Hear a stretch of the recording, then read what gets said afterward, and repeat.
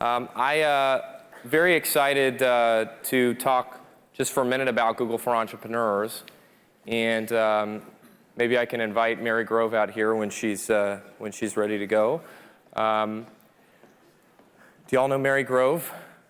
Director of Google for Entrepreneurs, the founder of Google for Entrepreneurs. Thanks, Eric. Thanks for being here. Thank you. So I met the Google for Entrepreneurs team about 2.5 years ago, and we started working together kind of slowly, and then we're fortunate enough for them to become a global partner of ours about 2 years ago. And the thing that I love about the Google for Entrepreneurs team is that, especially as it relates to Startup Grind, is that our missions and our values are 100% aligned. And there's no organization that cares more about entrepreneurs or that has purer intent to help entrepreneurs than the Google for Entrepreneurs team. And many of them are here today, so hope you'll bump into them and meet them. But we've been so fortunate to work with Mary's team, and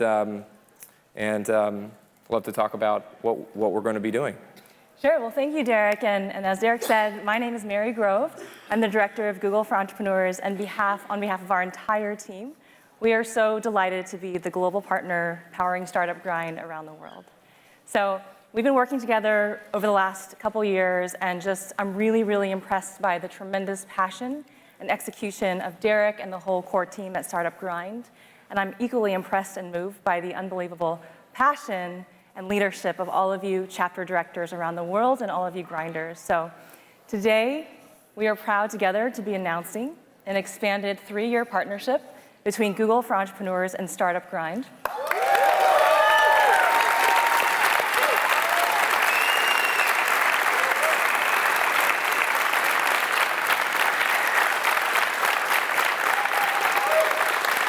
Thank you. We got some the cheer section there over there. So we're incredibly excited. We hope that this partnership will accomplish 3 things. Number 1, we want to help grow the global footprint of Startup Grind, both in terms of breadth and depth.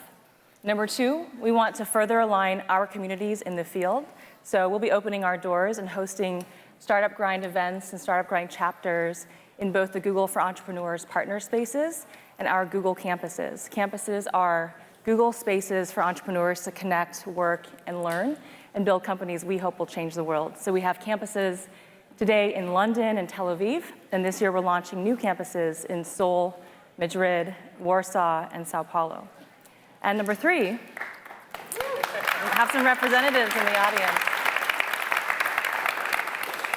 Number 3, we hope that our partnership will focus on diversity and how we can together help build more inclusive communities that are reflective of our actual communities. So you have a deep commitment from us at Google for Entrepreneurs, and I just really want to thank you for all the remarkable work you do. We really believe that it's entrepreneurs, it's yourselves, who have this transformative power to build companies that change the world and change your communities.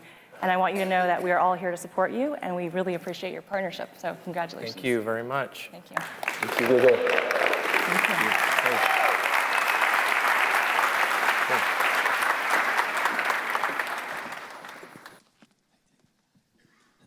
Hey everyone, my name is Mike Mayer. I am a startup real estate entrepreneur. I'm based in Philadelphia. I'm the chapter director there.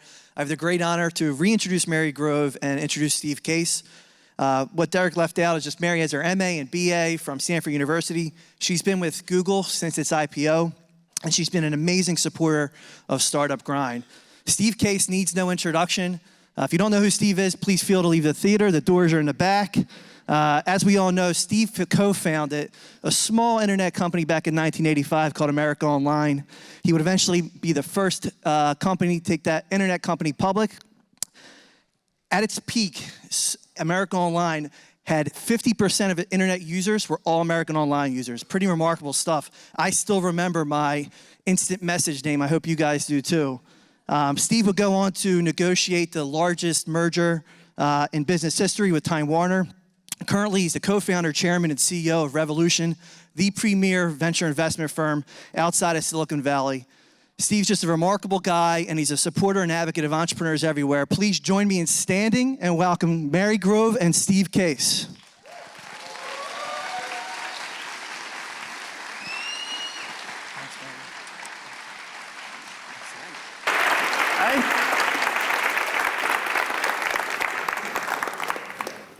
Thank you, Mike, for that great introduction, and thank you all for being here today, and a warm welcome to Steve. Good to be here. Well, that's a pretty comfy chair. Not bad, huh? Take a nap. So I want to start by sharing 3 things that I especially admire about Steve Case. Number 1, Steve is a visionary leader. He is the CEO of Revolution, a venture capital fund that invests in people and ideas that can change the world. He's also the chairman of Case Foundation and Up Global. Number 2, Steve himself is a veteran entrepreneur with an incredible track record of success. In 1985, he built America Online, AOL, which under Steve's leadership grew to be the most valuable internet company in the world. And number 3, Steve is a vocal champion for entrepreneurs and a vocal advocate, both on the Hill in Washington and globally. And he also champions this concept we call Rise of the Rest, which is the notion that innovation is happening not just here in Silicon Valley, but in fact all over the country and all over the world. So please join me again in a warm Startup Grind welcome for Steve Case. Thank you.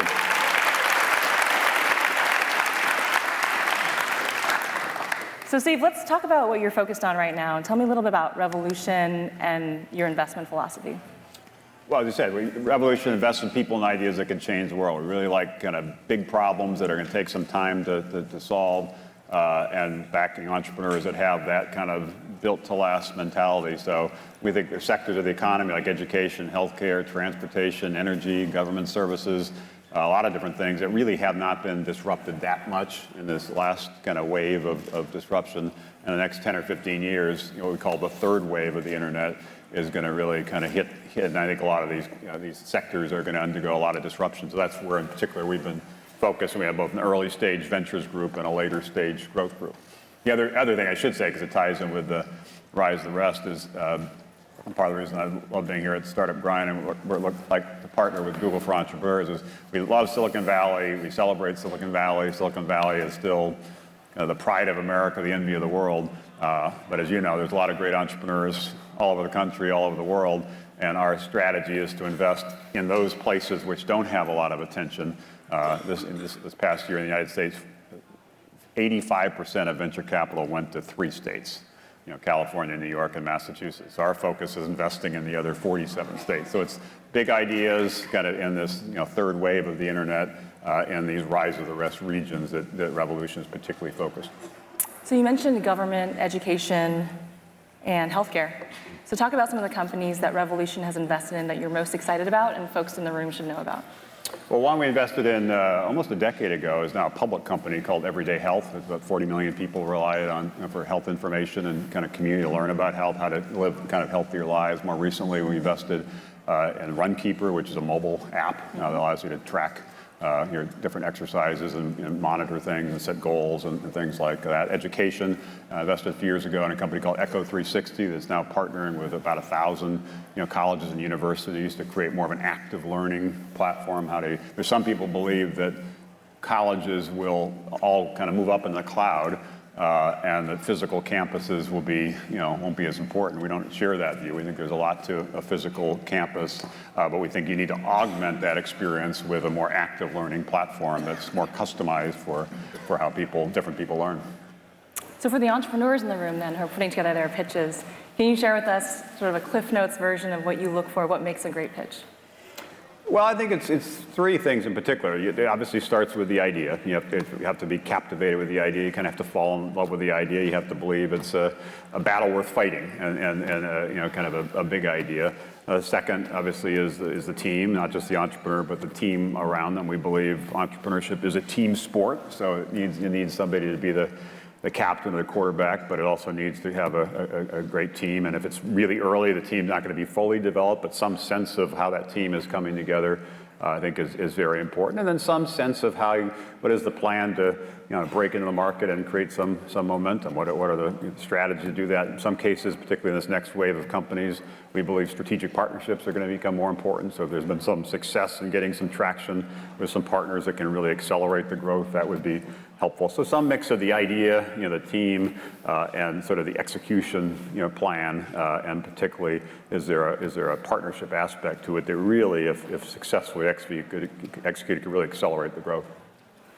So let's talk about that a bit further. So last year, you spent quite a bit of time on the road with Rise of the Rest, and you and I With Mary and Derek, and we Yep. kind of fired up the Rise of the Rest bus to travel across the middle of the country. So tell us about that concept, Rise of the Rest. I talked about it briefly, but I'd love to hear from you the philosophy and how you put together that roadshow.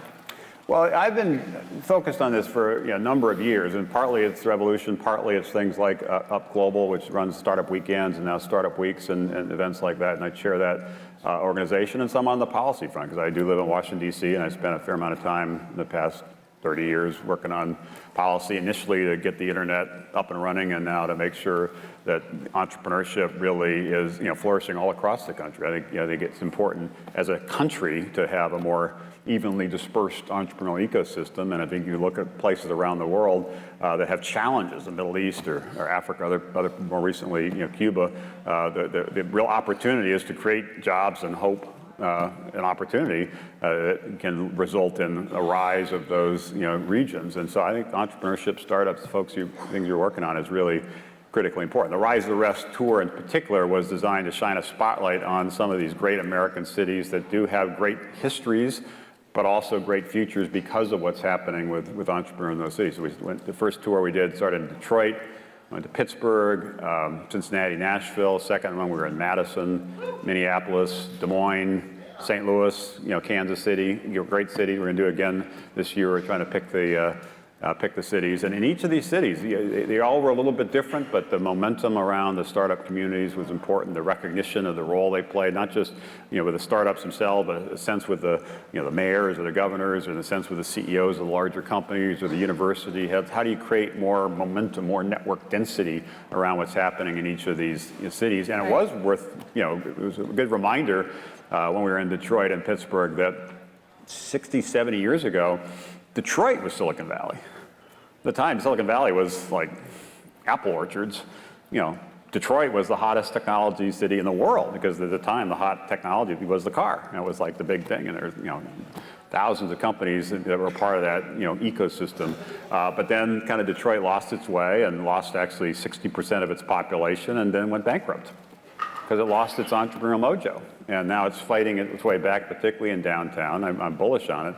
But Detroit grew on the back of entrepreneurship and innovation, lost its way as a city, and schools got closed, and hospitals got shut, and libraries went out of business. The whole infrastructure kind of cratered when it lost that entrepreneurial momentum. And now it's got it back. And in Pittsburgh, it's also, in that case, over 100 years ago, Pittsburgh was kind of Silicon Valley, because it was the steel capital powering the whole industrial revolution. And now it's kind of fighting its way back with robotics technology and Carnegie Mellon and so forth. So these are great cities with, as I say, great past, but also great futures. But it requires entrepreneurs to lead the way, and it requires each of these communities to work together to kind of take the next step.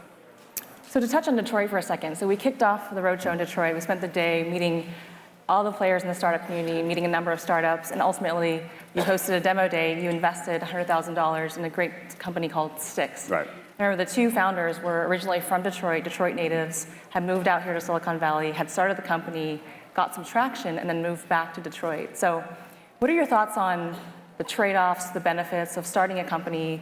What advice do you have for entrepreneurs as they evaluate whether to move here to Silicon Valley to start, or to start in cities like Detroit, Minneapolis? Well, I think it's changing. And again, a lot of folks here working with Startup Grind kind of are part of the, kind of this momentum that's driving this change. I do think, 10 years ago, if you wanted to do something in the internet space, particularly, or some kind of tech space, the sense was you had to be in Silicon Valley. Just as 50 years ago, if you wanted to be in the movie business, you kind of had to be in Hollywood, or 100 years ago, if you wanted to be in the banking business, you kind of had to be in New York. But over time, things kind of level out, and the opportunities, the platforms are extended, and we're now seeing that where it is, Styx was a good example, but we've seen this all over the country, indeed all over the world, this sort of boomerang effect, where people who maybe grew up in Detroit or grew up in India or where have you, maybe were in Silicon Valley or in New York City or in Boston or some other place, and then want to go back for kind of lifestyle reasons, families there, or want to raise their family there, but also they kind of want to be part of that renaissance, that revival. It's sort of, there's something that drives them, to that. And structurally, something has changed in the last decade that does make it easier and cheaper to start companies. And you can start it with fewer people, and therefore assembling that core team in some of these places now is a lot easier. And the cost of living advantages are significant. That was one of the things that drove Stick to two. It was not just the desire to be in Detroit, desire to be part of the Detroit kind of renaissance. They also concluded that if they raised $1 million here, it would only go this far. In Detroit, it would go that far. And so it's kind of weird if you think about it from an investment standpoint. Where you've located your company, where you started your company, has had a huge difference in terms of your ability to raise capital historically, like venture capital in Silicon Valley. But once you're successful, whether you get acquired or you go public, nobody cares where you are. Nobody knows that Under Armour is in Baltimore, or Chipotle is in Denver, or Groupon is in Chicago, and nobody really knows or cares where these companies are once they're successful. But to get started, it has been more of an impediment for entrepreneurs. But that is changing, and angel networks are helping. Crowdfunding is helping. Some of the legislation that passed a couple of years ago, will hopefully accelerate that. So I think it's getting a little bit easier for entrepreneurs to get started wherever they happen to be, and they now can now choose where they want to live, choose where they want to start a company, as opposed to feel constrained. So let's rewind a bit, if you will, to the 80s, when you were in the shoes of an entrepreneur and you were starting AOL. And at the time, internet penetration in America was only about 3%. Right. And you said, you thought this was really potentially a hobbyist niche market. A lot of folks thought that. Talk to us about that uphill battle of building AOL, and was there a moment when you knew that this was really going to take off? There was, but it was 10 years into it. This was not an overnight success. It was a, kind of a slog. And in retrospect, it was not surprising. The reason only 3% of people were online when we started was, number one, most people didn't have personal computers at the time. Most people had personal computers, didn't have modems built into their personal computers. If they did and they wanted to get connected, the networks were like $10 an hour to be connected. And to get connected, you needed to use software that was really difficult to set up and use for most people. And if you actually then set it up, there actually wasn't much to do. There was not much content yet. There was not many people to talk to. So there wasn't really a sense of community. So that took a while to build it, and took a lot of partnerships. And one of the lessons I learned, that perseverance really does matter, that you have to stick with it. And there were some tough days. There were some times where we went through some layoffs, and there were a lot of people who really were wondering whether this idea of the internet ever would become a mainstream phenomenon. Even when we went public in 1992, it was the first internet company to go public. Most people looked at us like we're crazy. Like, what are you talking about? This is like for hobbyists and hackers. This is never going to be mainstream phenomenon. Now, 2 decades later, of course, it's kind of a key part of everyday life. So this perseverance mattered, and also a recognition that sometimes things that look like problems can become opportunities. And a great example, one of the partnerships we established in the mid to late 80s, 87 or 88, was with Apple. And we created something called Apple Inc. Personal Edition. It was the first time they'd ever licensed their brand, the Apple brand, to any other company. And we created this joint, kind of online service, with them. And after a year or so, Apple really decided they didn't like having their brand in somebody else's hands. And we were trying to give software away, and they wanted to sell software, and we wanted to distribute it broadly, free trial disc. They wanted to make sure it was only in Apple authorized stores. So basically, there was this disconnect. So one day they called up and basically said, we want out of the deal. We don't want to do Apple Inc. anymore. It's like, oh, it's kind of a bummer. We were thinking like that was like our future. It was a key partner that was going to drive our growth. But that forced us to rethink our strategy, forced us to actually come up with our own brand name as opposed to leveraging other people's brand name, which led to America Online, which obviously led to AOL. So it was the crisis of losing that core partnership that many thought was going to be the end of the company, was actually the beginning of the company. And the iconic yellow running man that so many of us remember. What was your first AOL Instant Messenger screen name? Steve. Just Steve.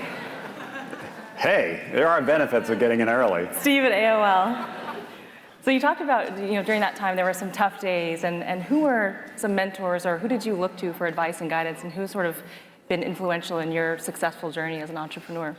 Well, a lot of people. I looked to history and read a lot of books about entrepreneurs, particularly trying to build not just businesses but industries. And the history of the telephone industry, for example, was 100 years ago was interesting. I watched what other people were doing at the time, as were, Microsoft was emerging, and Apple and companies like that, and worked with them on some things and partnered with them on some things, but also kind of watching and learning.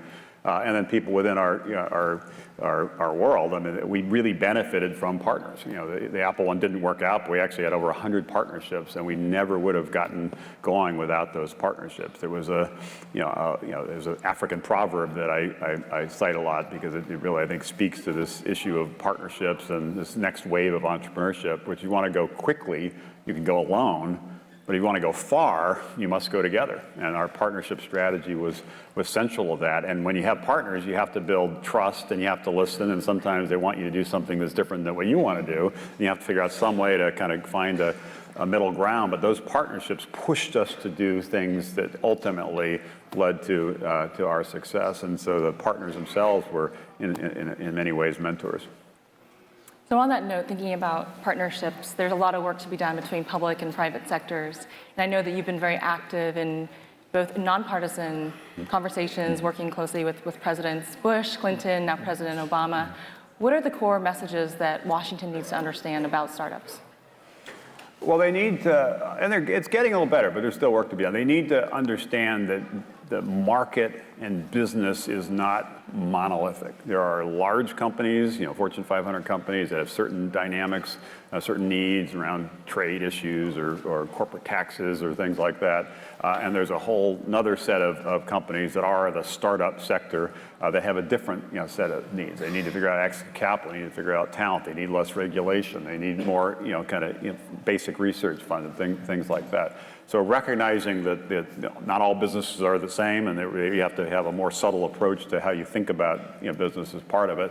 And then what can you do to increase the odds of more entrepreneurs having a shot at taking their idea to scale? And it's important because if there is no other way to grow an economy than to innovate. There's no, most of the jobs created in the last 3 decades, the Kauffman Foundation actually says all the net jobs created in the last 3 decades, 40 million jobs have come from young, high-growth companies, startups. So you want to create jobs to get the unemployment rate down, got to focus on startups. You want to create companies that are going to innovate and grow the economy faster than the kind of 3% that's been historical in the last 50 years or so. You got to bet on startups, and you have to figure out what are the policies that make sense. The Jobs Act that passed a couple of years ago, jump-starting our business startups with the help. We need to pass immigration reform so we can win what's now a global battle for talent, and it's a complicated issue, and there's some sensitivities to it. We've got to make sure that we have an immigration system that allows us to attract and retain the best talent, and ultimately that is the key to driving this innovation. So it's getting better, but there's still work to be done. So what's specifically an example of, we get asked the question all the time by international folks, governments, what are some smart policies that we should emulate? Is there a specific policy that you would point to? Well, I don't think there's one kind of magic bullet. I think the talent aspect's important, and you do see some countries that are being pretty aggressive. Canada, for example, around a startup visa. How do you make it really easy? People want to move there to start a company or move there to invest in companies. To be a magnet for talent. That's a key aspect to it. Figuring out ways to kind of reduce regulation so it's easier to get started. Some sectors it's really hard to kind of get going. The capital issue is a big deal, and some of the things around legalizing crowdfunding, part of the Jobs Act was an example of that. And building a culture that celebrates entrepreneurs, and not just at a national level, but at a local level, at a community level, I think is something that the political leaders, whether it be a mayor, a governor, or a president, also needs to focus on. People have to come together to support entrepreneurs and celebrate entrepreneurs, and otherwise they'll wake up one day and they will find, just as I mentioned, the Detroit saga, they'll find that their community is not growing, it's declining, and they'll peel back the onion and say, well, what happened there? And what happened almost always is something happened where that community lost its entrepreneurial mojo, started getting complacent, started thinking more like a defender protecting the status quo as opposed to an attacker kind of trying to create a new world. And that's when communities lose their way. That's when countries lose their way. So if we want to continue to remain the most innovative nation in the world, we're going to have to make sure we're constantly kind of reinventing ourselves and constantly doing whatever we can to celebrate and support entrepreneurs, but not just in a few places like Silicon Valley. It's funny to be saying that sitting in Silicon Valley, but the reality is this next wave of entrepreneurship is going to be more widespread, and the next wave of entrepreneurship is this third wave I talked about. It's going to require more partnerships, and that's going to create all kinds of new opportunities. And some of these communities that really have an understanding of the culture of some of these sectors, agriculture, for example, I'll bet some great companies are started in Silicon Valley that are focused on, say, ag tech, but I'll bet you even more great companies are in places like St. Louis, which is where Monsanto happens to be, or Louisville, which has a real culture around kind of agriculture and healthcare. There'll be innovation in Silicon Valley. There's innovation in Boston, but there's also a lot of innovation in a place like Nashville, which has a great history over the last half century is innovating in healthcare. So this next wave of companies, the third wave companies, and this rise of the rest theme, I think are going to be really quite linked. So what is your response, or what feedback do you have to your peers in the investor community then who say, I'm only looking in a 50-mile radius outside of Silicon Valley? You have clearly invested and have a very broad view across the country. What is your response to that? My response to them only investing locally? Well, it's beginning to change. I think people are beginning to realize that there are opportunities in other places. So there were a lot of people, even 5 years ago, who said, if I can't get my car and drive to the company, I'm not interested in investing. And their perception was there's so many great companies here, why get on a plane? I think what they're finding is while that continues to be true, it's gotten to be hyper competitive in terms of, it's like a well-stocked pond. There are a lot of fish in the pond. But there are a lot of people fishing in the pond, and that maybe you're going to find other investment opportunities if you do get on a plane and go to Detroit or Cincinnati or Des Moines or whatever, some of these other cities, or London or Tel Aviv, and a lot of other places around the world where great entrepreneurship is happening, and that from an investor standpoint could generate better returns, because some of those companies, as I mentioned earlier, because of this disconnect. The valuation of those companies are generally lower than if those same companies were in Redwood City or Manhattan. Yet once they go public, nobody cares where they are. So that creates an investment opportunity. So it's beginning to happen, but I think you'll see a real acceleration over the next decade. I don't think any major venture firm 10 years from now will only be focused on their neighborhood. I think they'll have a strategy to watch what's happening as these regions are rising. And I think the audience is testament to that. Exactly. The whole startup grind concept is part of that. Absolutely. So looking ahead at the future, you've worn numerous hats: entrepreneur, investor, active through your foundation. Where do you see yourself in 5 years? I think doing the same thing. To me, that what unifies, whether it be Revolution investing activities, either at the startup phase or the later what we call speed up phase, that's a way to understand different ideas and get a sense of what's happening and be part of that journey with some entrepreneurs. So I enjoy that. I enjoy the work we do together on things like startup weekends and events like Startup Grind and some of the efforts like Rise of the Rest. I think it's important to kind of lift up these communities, lift up these entrepreneurs and be a champion for them. And I also am, partly because I live in Washington, I think it's important. I'm willing to spend time on the policy front, try to bring people together in a nonpartisan way to solve some of these problems to result in hopefully a stronger country growing faster. So those three pillars are all, to me, part of at least doing what I can do, what I can contribute to try to make sure that entrepreneurship is alive and well in this country, alive and well around the world, because I think it is our best path to a brighter future that is a more peaceful and prosperous and kind of evenly distributed, fairer. One of the areas I'm also focused on is this opportunity gap. We did a report a few weeks ago from the University of Virginia.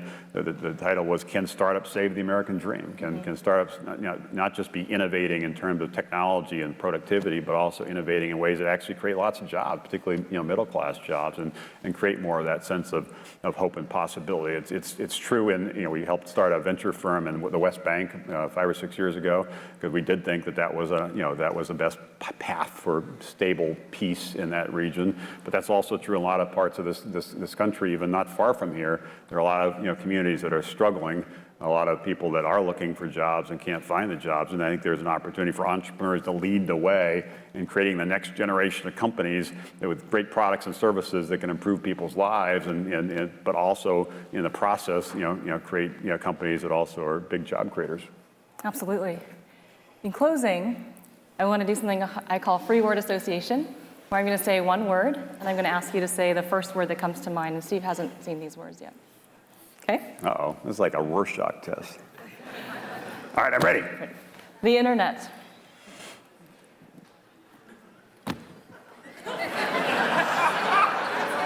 Pervasive, impactful, Yellow running man. community, Rise of the rest.